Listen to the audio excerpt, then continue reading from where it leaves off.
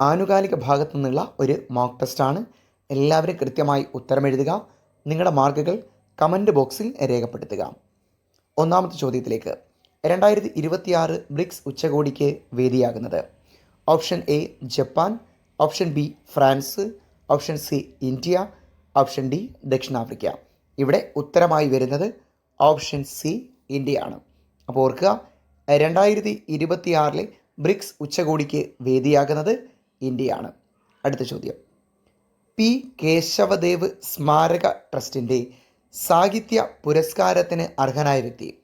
Option A Sasi Tharoor, option B M K Premachandran, option C Oommen Chandy, option D ഇവരാരുമല്ല. ഇവിടെ ഉത്തരം option A Sasi തരൂരാണ്. അപ്പോൾ P Kesavadev സ്മാരക ട്രസ്റ്റിൻ്റെ സാഹിത്യ പുരസ്കാരത്തിന് അർഹനായത് ശശി തരൂരാണ്. അടുത്ത ചോദ്യം. സുഖോയ് Su-57 ഫൈറ്റർ വിമാനം ഇന്ത്യ വാങ്ങുന്ന രാജ്യം. Option A France, option B America, option C Russia, option D Britain. ഉത്തരം ഓപ്ഷൻ സി റഷ്യയാണ്. ഉത്തരം ഓപ്ഷൻ സി റഷ്യ.